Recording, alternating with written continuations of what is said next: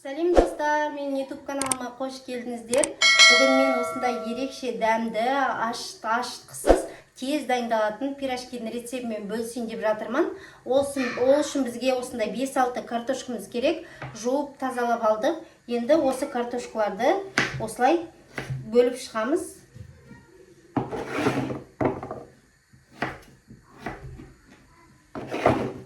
Тез әрі жылдам дайындалады. Бүгін жексенбі болғаннан кейін үйдегі отбасыма арнап жасап жатырмын. Міне, сіздер де осылай тез әрі жылдам дәмді пирожки жасап берсеңіздер болады. Міне осылай өте үлкен де емес, кішкентай да емес. Міне осылай картошкамыздың барлығын турап алдық. Енді ыдысымызға саламыз. Құпия бәлішімізді дайындауға кірісеміз. Біздің картошкамыз пісті. Суытуға шығарып қойдым. Енді бізге осындай бір стакан айранымыз қажет. Айран үйдің температурасында тұрған жақсы. Неғұрлым жылы болса, соғұрлым жақсы. Енді мен холодильниктен бір жарты сағат бұрын шығарып қойдым. Енді осы айранымызға 2 жұмыртқа қосамыз. Егерде үлкенірек жұмыртқа болатын болса, онда 1-2 қоссаңыз да жеткілікті. Енді біз бір үлкен қасықпен қант саламыз. Ең оңай, жылдам дайындалатын үйдегі бар заттардан сіздер де жасап көріңіздер дегім келеді.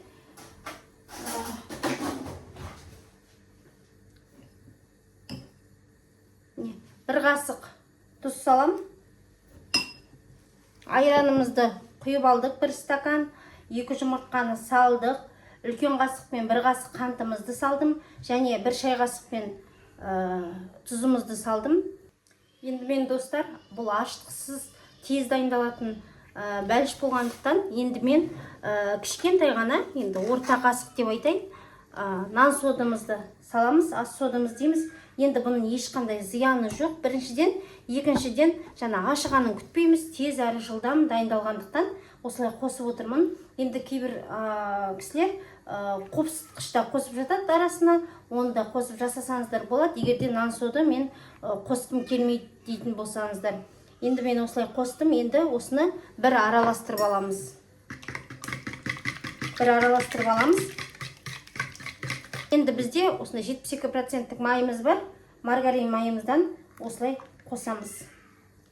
Енді 2-3 қасықтай ас қасықпен, енді мен жаңа көз мөлшерімен қосып жатырмын. Енді сіздер егерде майлы болып кетеді дейтін болсаңыздар, онда 1 немесе 2 қасық қоссаңыздар да бола береді. Енді өз қалауларыңыз бойынша. Мен холодильникте тұрғандықтан жаңа кішкене ерітіп алдым. Енді былғағанда жаңа біз нан суды қостық қой. Ас судымызды қосқанда міне көрдіңіздер ма? Кәдімгідей көпіршік пайда болып жатыр. Сақтарымызға болсын, осылай пирожкимізге болсын, барлығына ас содасын пайдаланып жүрмін. Егерде сіздер майға пісіргім келмейді, майлы болып кетеді дейтін болсаңыздар, онда духовкаға да жасасаңыздар болады. Бетіне жұмыртқаның сарысын жағып, барлық сұйықтыққа ұнымызды електен өткізілген сала отырып, нанымызды ашытамыз. Менде ұн дайын тұр, електен өткізіліп, міне осылай салып аламын. Бірден мол салып жібермеңіздер, себебі ашытқанда қазір қатты болып кетуі мүмкін. Сондықтан азда бастап қосып отырсаңыздар, ол жақсы.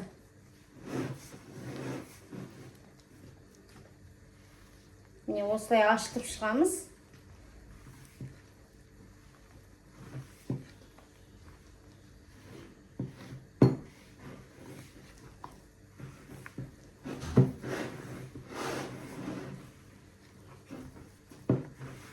Енді аздап қана ұн қосам, себебі уже қамырымыз бізде дайын болып қалды.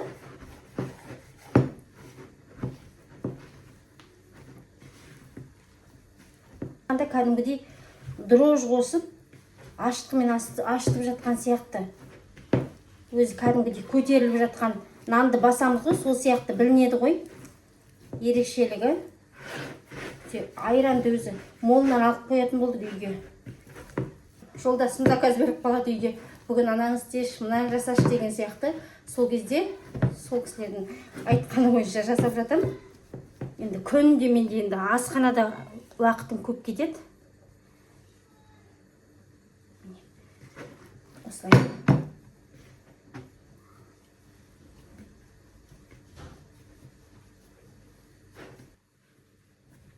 Міне бізде қамырымыз дайын болды. Жақынырақ көрсетейін. Қолға жабыспайды.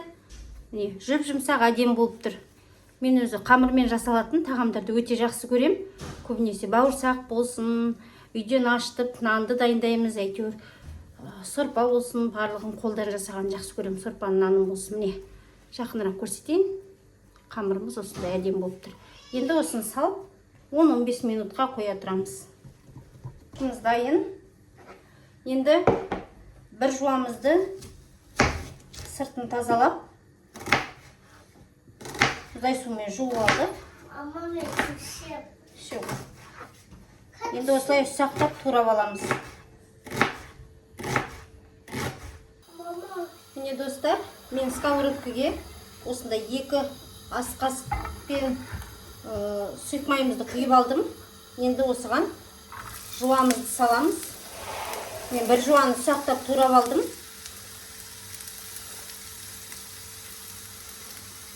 Осылай. Енді аздап қуырып аламыз. Жарты бөлігіне картошкаға қосамда, жарты бөлігін 4 жұмыртқаға қуырып жейін деп отырмын. Бәлішіміздің жартысын картошкамен, жуамен жартысын жоғарыласқан жұмыртқамызбен жасайтын болам. Бар болғаны екеуіне бір жуағына. Осы жарты бөлігін қазір біз картошкамызға саламыз.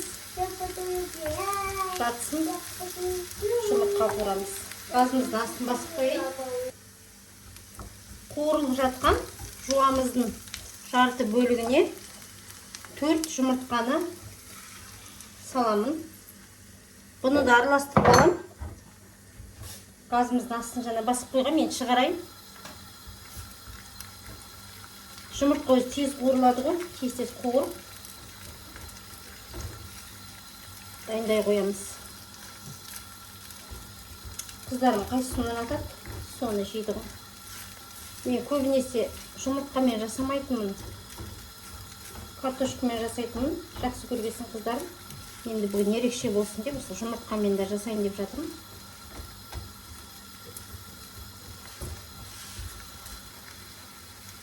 Өз тамаққа да өзі көз мөлшермен жасаймын мен бәрін. Көбінесе тұзды да қолыммен сеуіп жатырмын.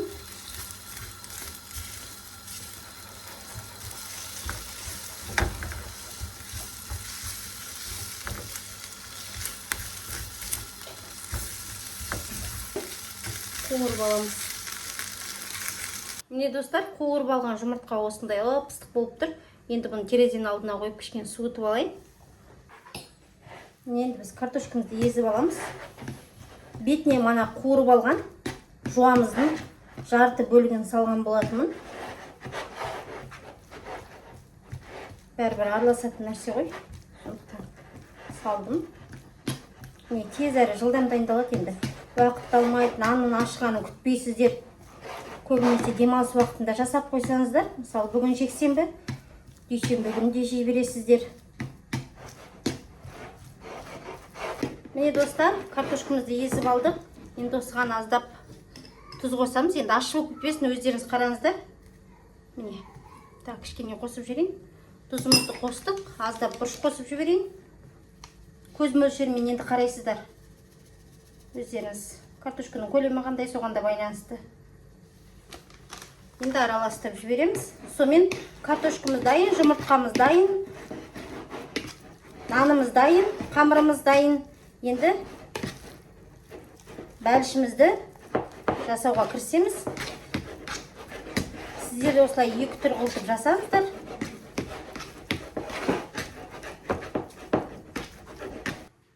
Міне бізде қамырымыз дайын тұр.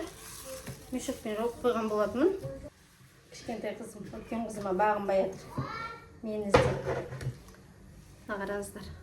Кәдімгідей аштықпен ашытқан сияқты қылын ананды. Қолға әдемі болып тұр. Осылай аздап ұн септік біз. Енді осылай нанымызды қазір бөліп аламыз. Қамырымыздың өзі ерекше болып тұр. Енді бірнеше бөлікке бөліп аламыз.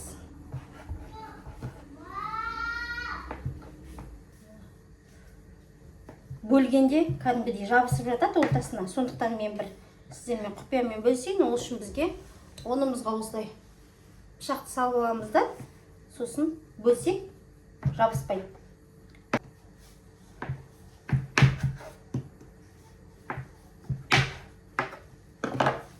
Енді осылай дөңгелетіп аламыз. Не болды қызым?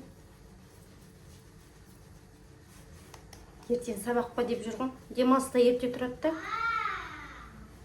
Сабақ болғанда тұрғылар келмейді. Не осылай дөңгелетіп аламыз. Аздап. 18 бөлікке бөлінді. Жаңа кейбіреулері көптеу бөлініп кеткен екен. Сол себепті осылай шағындау етіп алдым. Енді ыса бастаймыз. Аздап ұнымызды себеміз. Енді нанымызды ысамыз. Осындай ерекше тез әрі жылдам дайындалатын, ашығанын күтпейтін бәлішті сіздер де жасап көріңіздер. Майлы болып кетеді десеңіздер, духовкаға пісіріңіздер. Өз қалауларыңыз бойынша жасап көріңіздер. Ысқанда да әдемі болып жатыр ғой, ерекше. Қолға мүлдем жабыспайды. Аздап ұн септім. Міне осылай. Міне осындай болып тұр қамырымыз. Енді бірінші картошкадан салайын ішіне.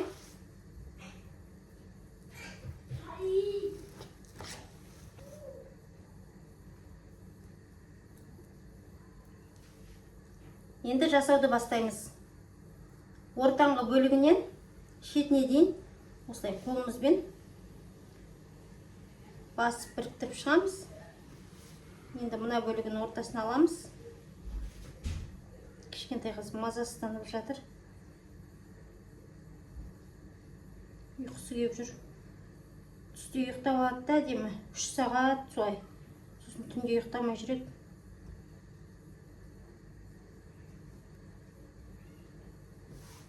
Міне осылай тез әрі жылдам дайындап шығасыздар.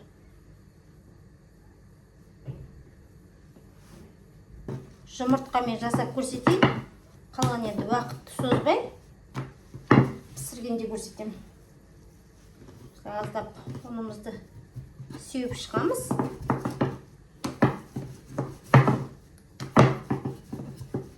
Қамырымыз ерекше болып тұр, енді әдемі болып. Енді ас содасымен істеген тағамдарымыз өзі әдемі шығады. Зиян демеңіздер, ешқандай зиян емес. Қонақ келіп жатса да, ендеп жатқан қонақтарыңызға да осылай дайындай қойсаңыздар болады. Картошкамыз бір 15-20 минутта қазірде піседі ғой.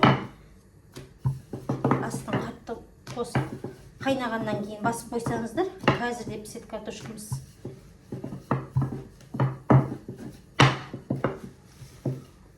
Міне осылай. Енді осылай аламыз.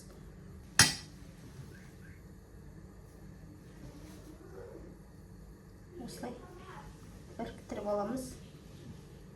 Картошканы қалай жасадық? Оны да осылай жасаймыз. Екінші бәлішіміз де дайын. Біреу картошкамен, біреу жұмыртқамен. Міне достар, ерекше бәлішіміз осылай пісіп жатыр. Міне сіздерге жақынырақ көрсетейін. Осындай болып пісті. Сіздер де дәл осы рецепт бойынша жасап көруді ұмытпаңыздар.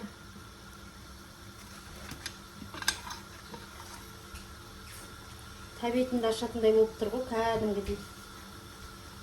Төрттен салып пісіріп жатыр. Мына жерге тағы біреуін салып жіберейін.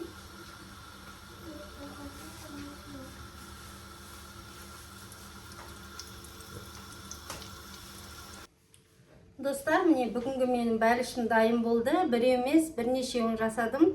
Картошкамен және жұмыртқамен. Енді қазір сіздермен бірге дәмін бірге көрейін. Ортасынан қандай болған көріңіздер. Пісіп жатқанда қыздарым алып үлгеріп жеп жатыр. Міне барлығы піскен, өте ерекше. Қыздарым дәмді мама күшті шығыпты деп жатыр. Міне осындай. Сіздер де жасап көріңіздер дәл осы рецепт бойынша. Міне жұмыртқамен.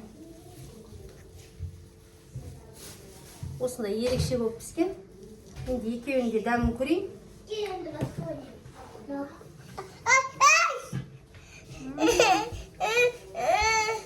Ыстық екен, енді жаңа піскен екен. Картошкамен піскенін көрейін.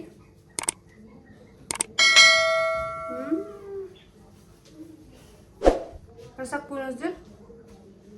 Каналға тіркелуді ұмытпаңыздар. Енді бізге 5 шайымыз әдемі болайын деп тұр. Осындай ыстық бәлішпен шай ішетін боламыз. Сау болыңыздар.